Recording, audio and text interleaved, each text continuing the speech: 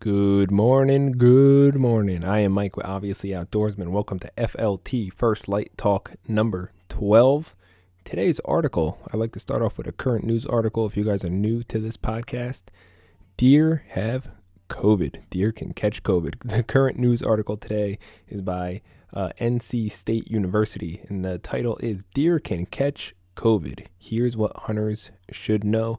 There's going to be a couple different articles in this article alone. So here's what hunters should know about deer with COVID.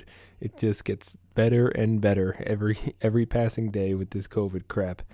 Okay, so there's a fact sheet specifically informing hunters about deer and COVID.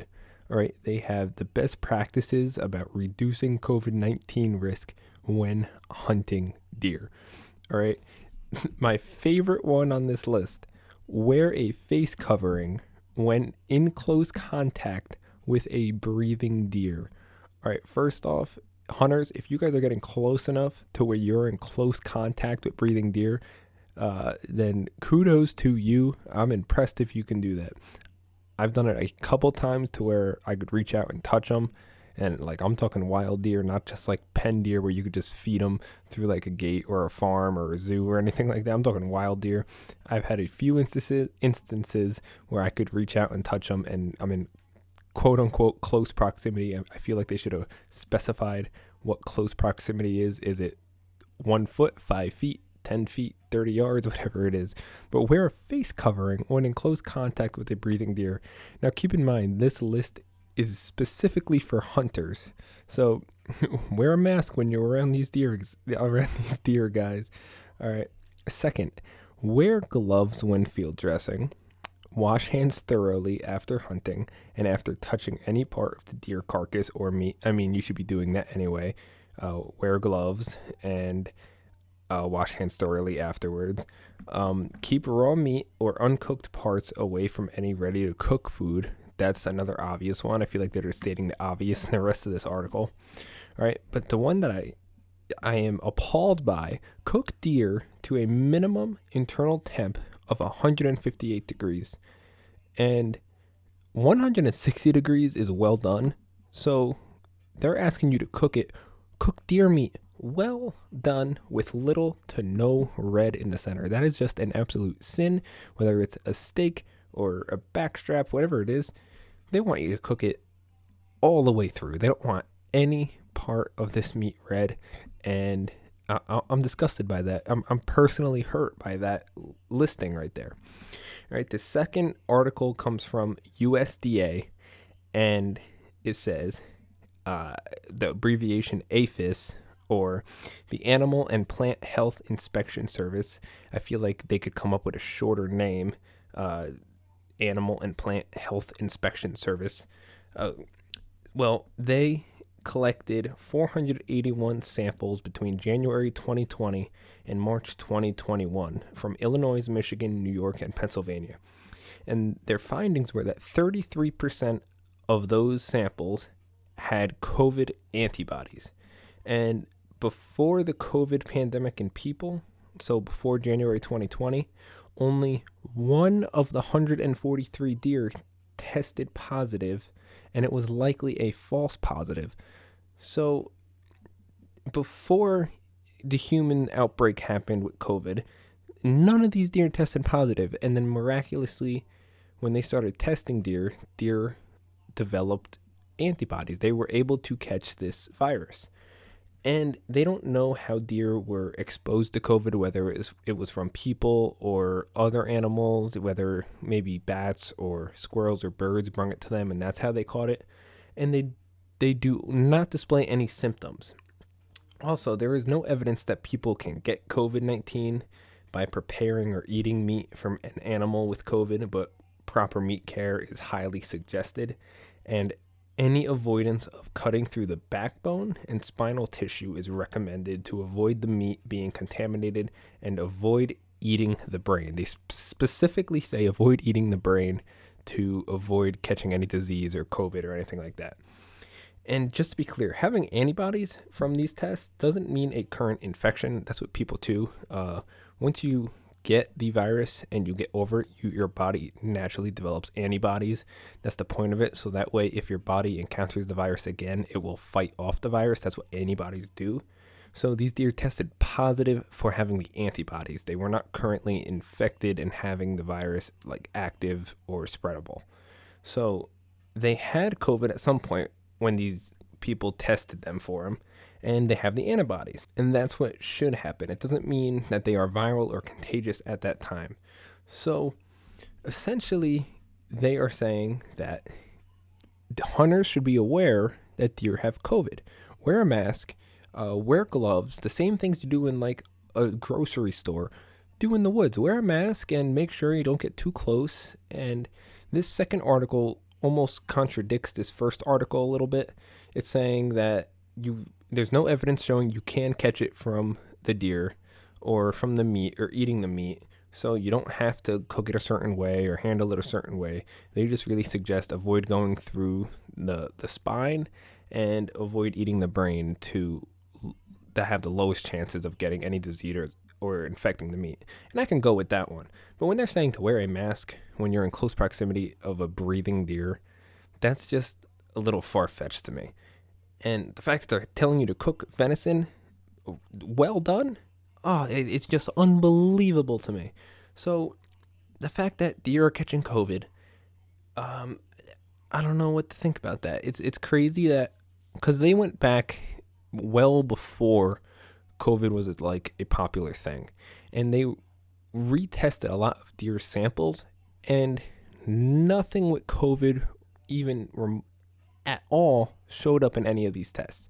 So just like with people, when it upward in the people and the pandemic, it started with the deer the same exact time.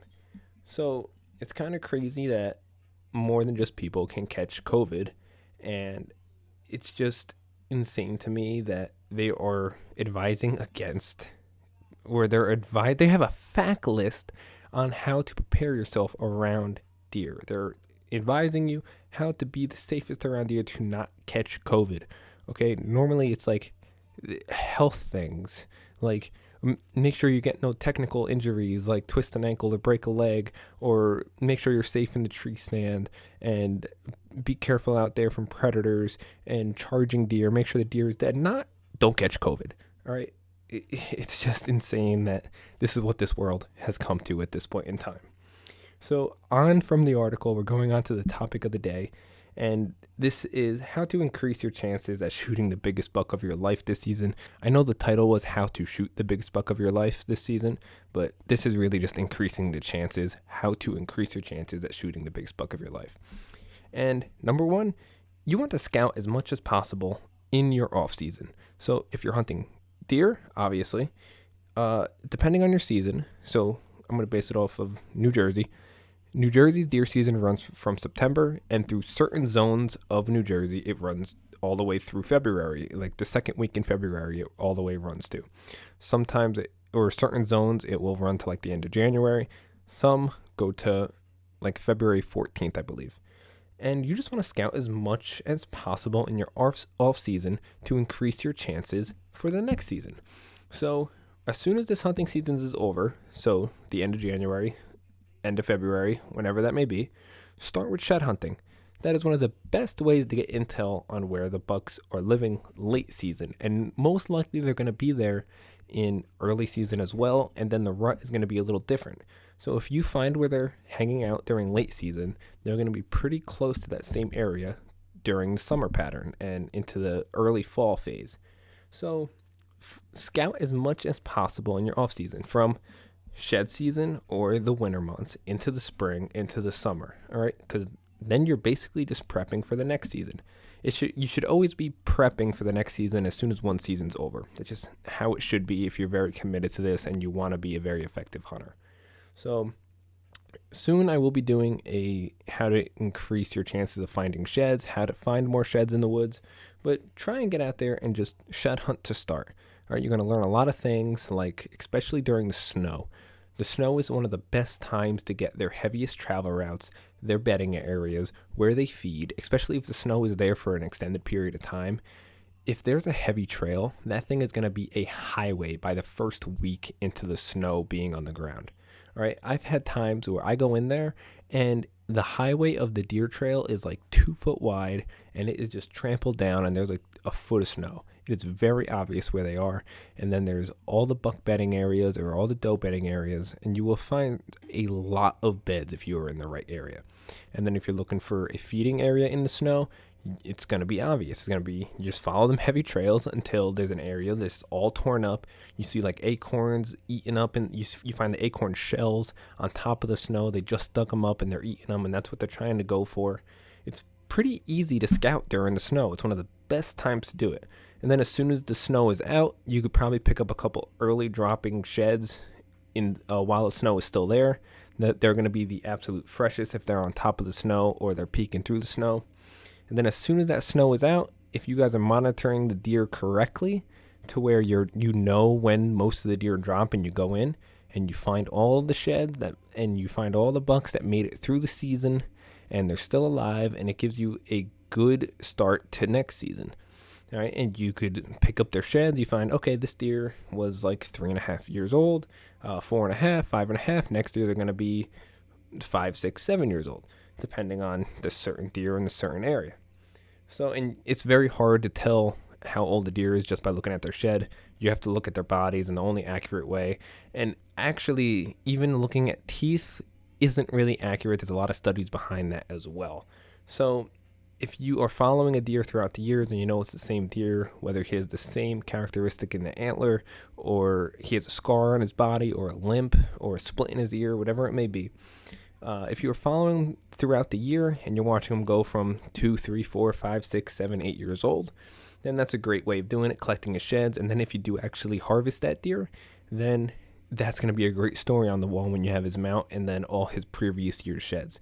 I think the most amount of years of sheds I've had for one specific deer was, I believe, 6 years, and that was on a deer I called Donkey. He was in central New Jersey, and I believe he got shot on the last year.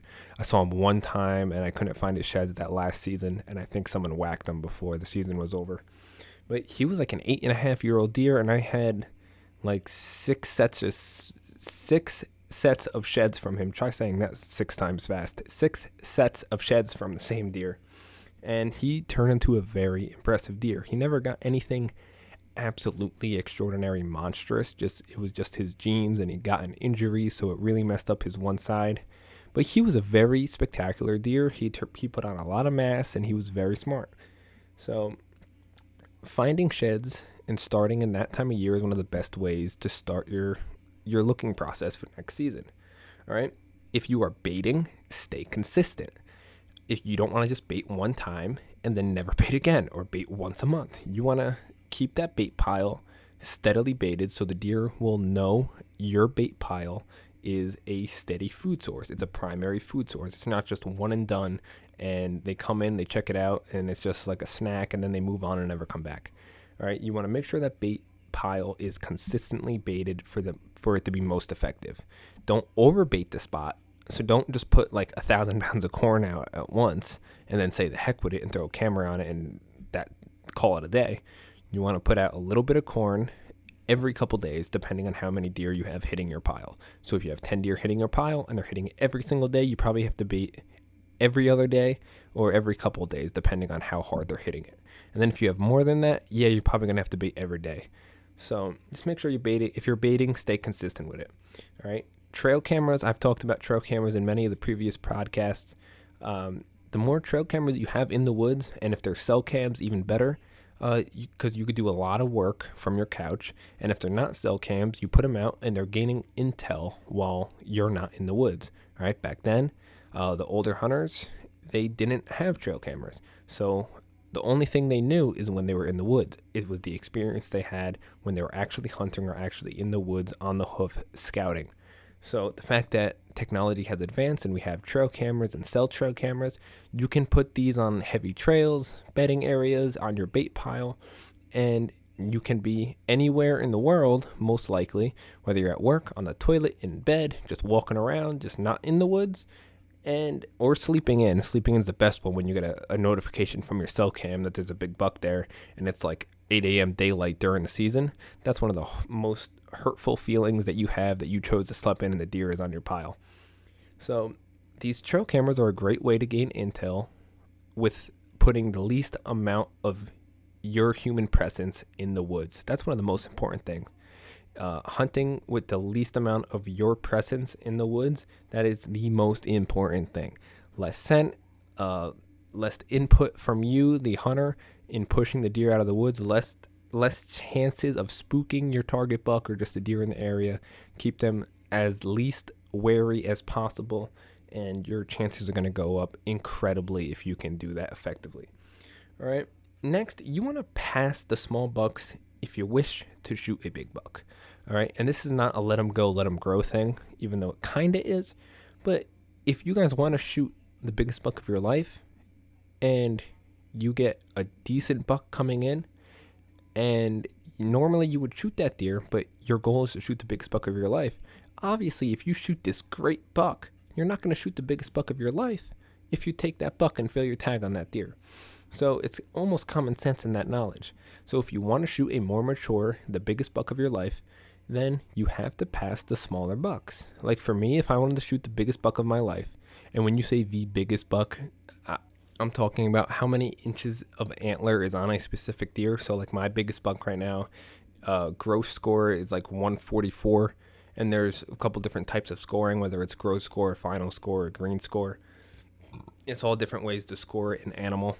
And like for me to shoot the biggest buck of my life, I'd have to shoot over a 144-inch buck. But if I see a more, I don't really hunt that way. Obviously, shooting the biggest buck of my life would be great. But if I see a very mature buck or a very unique buck or a cool buck, or even if I just want to take the deer for whatever reason, then I'm going to take it. I don't really hunt in the way it has to be the biggest buck of my life in order to harvest this animal. It just has to be a cool one for me, or a memorable. It's all about memories for me. Just like last year during the rut, I shot a rut buck that was just a random deer that I haven't had on camera at all. He came in very rutted up, chasing does. I threw everything but the kitchen sink at him, and probably even the kitchen sink. And I called for a very long amount of time, and I pulled this deer from like 200 yards away to the base of my tree just by grunting and rattling and snort wheezing.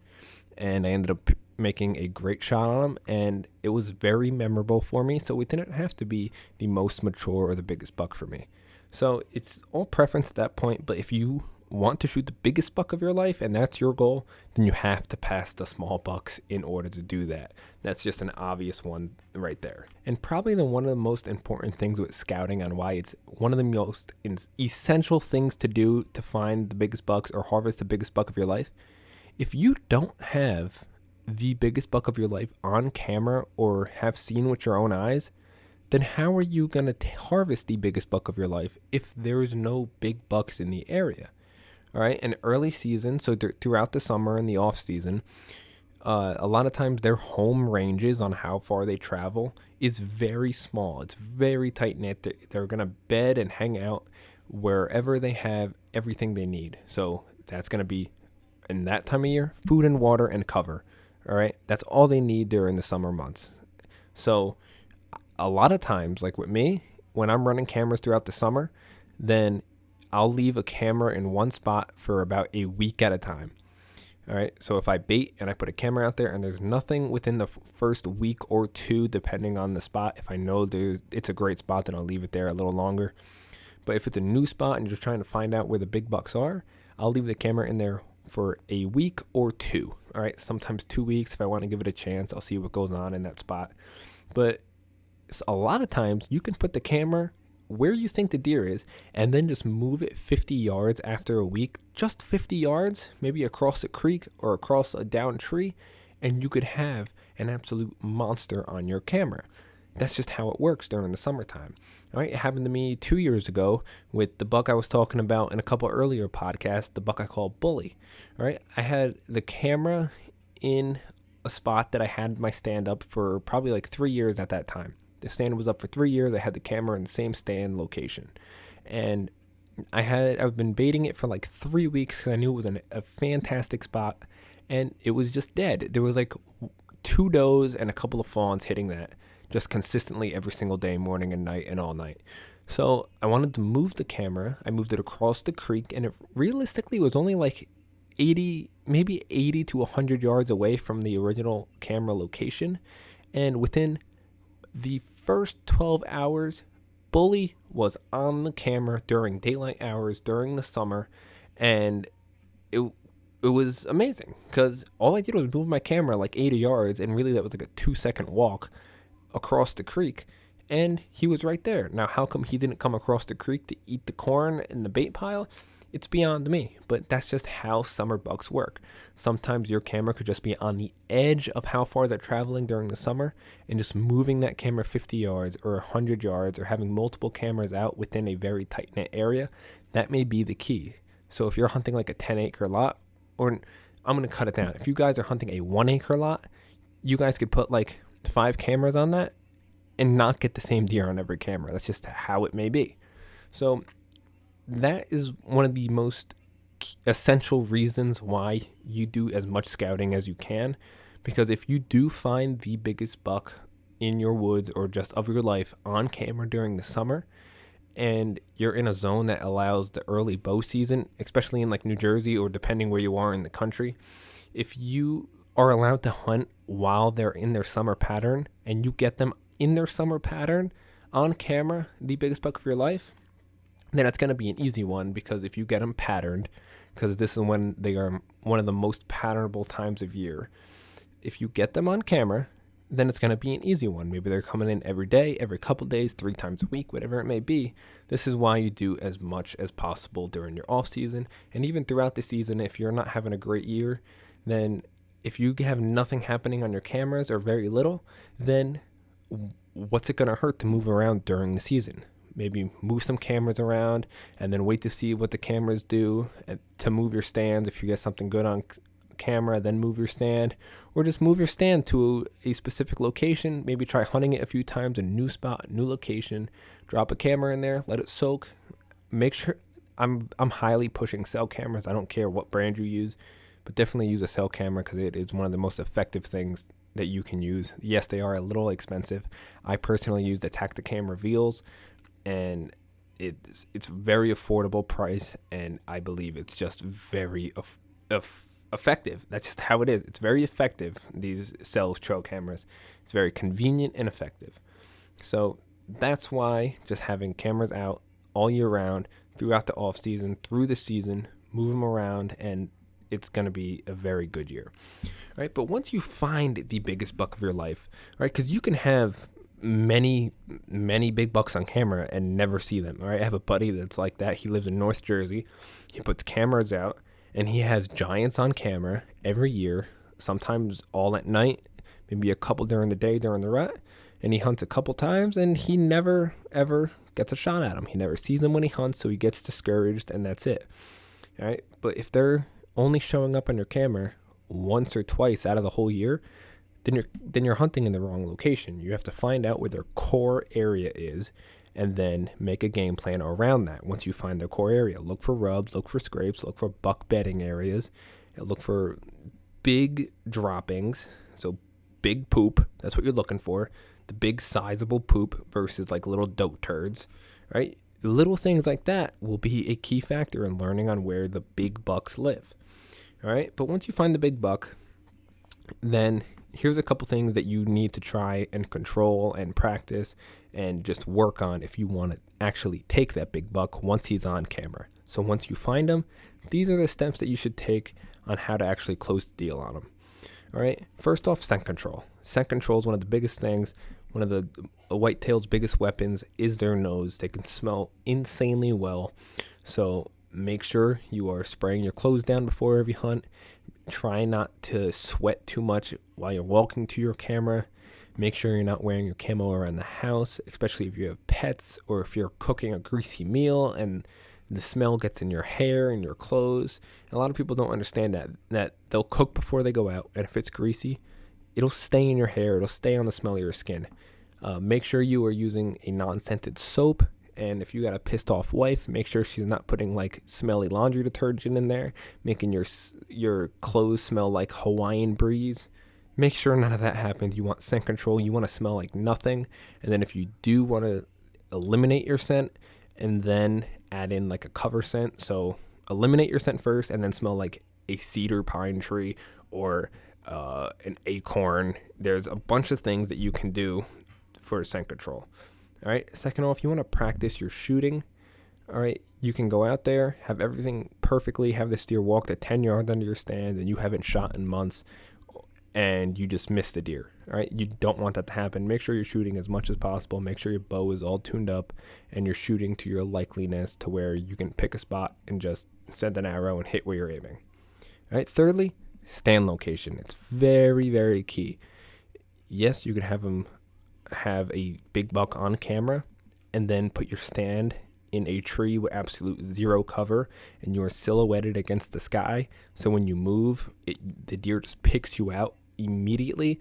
That's not a good stand location. You want to have background cover to where if you move, you're not silhouetted. And when I say silhouetted, I'm talking about like your dark body with clothes and camo. And especially if it's first or last light, if you're moving and you're silhouetted against the sky, so it's easier to see your movements, that's a big no-no. So make sure you have background cover, foliage behind you, or you pick a cluster of trees that's, it basically breaks up your outline. That's like the whole thing with real tree camo, breaking up your outline. So that's one of the biggest things, stand location and the wind, all right? Depending on where you're hunting, whether it's by a bedding area, feeding area, travel route, whatever it may be, make sure your stand is on the good side. When I say the good side, so if you monitor the wind in that piece of woods, normally the wind will come down certain ways more often than not, more often than other times. So if you got a valley, normally the wind will come up and down the valley the same way more than the other way. So monitor the wind, see which way it's normally blowing, and then make sure that wind is blowing the other way from where you think the deer is coming from, and only hunt when it's that good wind. So if you're hunting by a bedding area and the wind is blowing straight into that bedding area, you shouldn't be hunting that. And if you think the deer is bedding there and you have confirmation that he's bedding there because you snuck a cell cam in his bedding area during the summer and now it's mid-season and that camera's still in there and you have no need to go in his bedding area to check it because it's a cell camera, then it's perfect. All right, you pick to sit that stand only on a good wind. So if you need a north wind and it's a south wind, then you don't hunt. And then if you get the north wind, you slip in there only when the opportune moment is there. And the opportune moment can be weather mixed with wind. So maybe a pressure system, a cold front, maybe before a rain. Then maybe that's when he comes out to your feeding area, to your bait pile, or maybe that's when he's more active during the daylight. And time of year is essential as well, whether it's the rut, summer, winter, pre-rut, post-rut. All right. I talk about this in previous podcasts as well. They all do different things at different times of year, like summer and winter. They're more food oriented. They're more just focused about regaining their nutrients. So summer, they're eating a lot in preparation for the rut. Winter, they're eating a lot because of the rut that they just did and they just wore themselves out. And then pre-rut, that's when they start moving around. They start bumping does. They start checking does in heat. And then the rut, they are just running rampant miles and miles on end sometimes, just diminishing their body fat. And they're just focused on basically getting laid more than anything else. They will run themselves to death just to get a little piece of tail. So, and then post-rut, they start feeding up for the winter, but they still won't miss an opportunity to breed if they have the chance. So opportune moments. So if it's the rut, then you could do all-day sits because it's the rut. You never know when that buck's going to come past you. If it's winter and they're focused on food and being warm, then midday is probably not the best time. When it's a low-light situation and you got the food out there, that's probably the best time, whether it's morning or afternoon. So you just want to be very smart about how you do it. And then when the deer is coming in, try and be still and stay calm. I can't tell you how many people I know that they just cannot get over their buck fever. No matter what they do, whether it's the doe or a big buck, they just look at the antlers and they get mesmerized by them and they just mess up. They forget to do one thing, whether it's the anchor point, the form, different grip on the bow, and that could just spell disaster. All right, you want to stay calm, collected, and just focus on your shot, whether you are talking to yourself mentally in your head, or if you're just talking to yourself very low. Just talk yourself through the situation. Act like it's practice and make the most opportune moment. Make sure you stop the deer. Make sure it's the perfect way it's standing, broadside, quartering away, and just make your shot count and stay calm. Try and control your buck fever until after your shot, because I still get very bad buck fever when I know that I'm going to take an animal, especially a deer or a bear or a bigger game animal, coyote, whatever it may be. As soon as I tell myself that I'm going to shoot the animal, I start shaking. Mentally, I think I'm shaking like a leaf, like crazy. And then I look back at the videos and I'm pretty like rock solid still. So maybe it's just a mental thing that I still have to try and get over. So just try and keep it calm and collected until after the shot, because once I finally do send an arrow and I make the best shot I could possibly make, and I know I absolutely sent it through the boiler room, that's when I start freaking out. I start like fist pumping. I am so happy that I just made that shot and I did it ethically to where that animal is going to expire as quick as possible, and it's worth it. So these are the things you want to think about once you find your big buck, from A to Z, from scent control at home to the scouting at home, scouting in the woods. All right, stand location, opportune moments. Don't hunt with the wrong wind and the wrong days that you shouldn't be hunting. All right, be still when the deer comes in. Stay calm and collected. And that is it, guys. If you guys have any questions, please either email me or comment down below any of your questions or any of your comments. If you liked the video, dislike the video, please give your feedback on this. If you're listening on an audio platform like Spotify or Apple Podcasts, leave a star review, whether 1 star if you think it was crap, 5 star if you think it was great, and in the middle if you think it was just okay, mediocre. And if you like this video, if you're watching the video format or just on YouTube, please leave a thumbs up and please share this with your buddies.